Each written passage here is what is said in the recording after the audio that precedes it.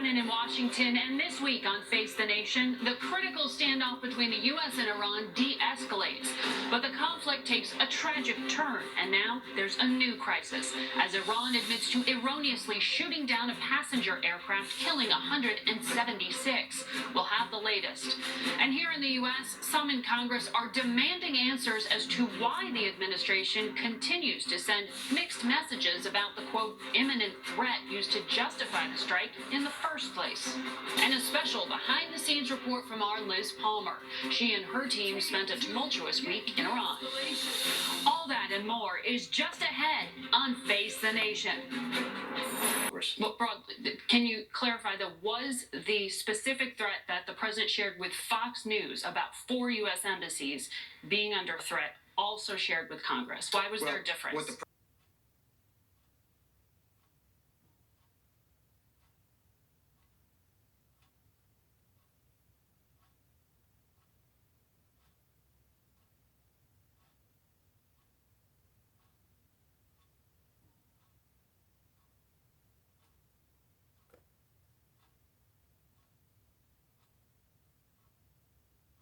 I had a good conversation the other day with the NATO Secretary General, Jens Stoltenberg. We're going to send a team over to discuss how can NATO play a bigger role in the Iraq mission.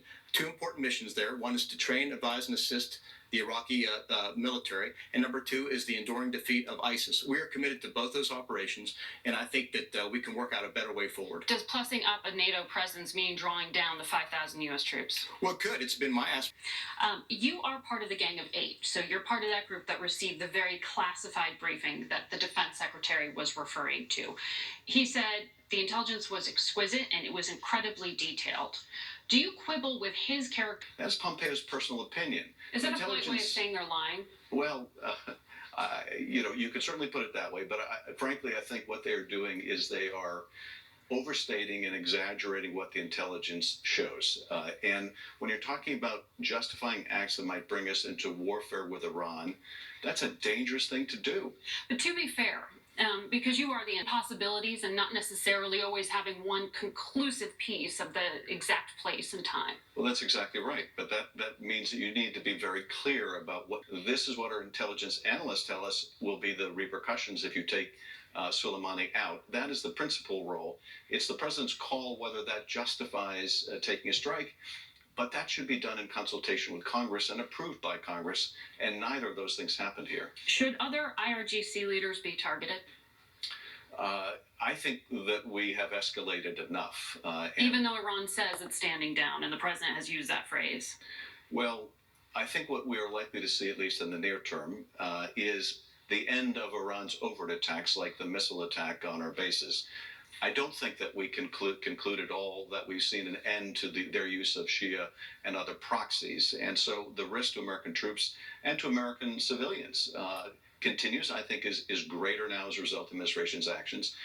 Iran humiliated by this taking out of their top leadership, but also by their disastrous shoot down of this civilian aircraft.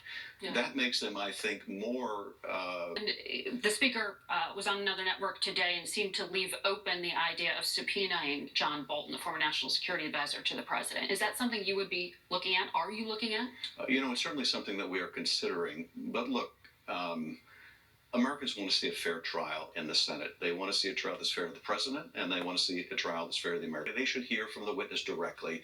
He has offered to come forward and testify. There is no reason not to have him testify unless you just want to cover up the president's wrongdoing. If McConnell succeeds in flushing out McConnell and the president's desire to make this a cover-up. Well, we will get to what that trial might look like with Mike Lee, senator from Utah, a Republican ally of the president, who will be with us soon.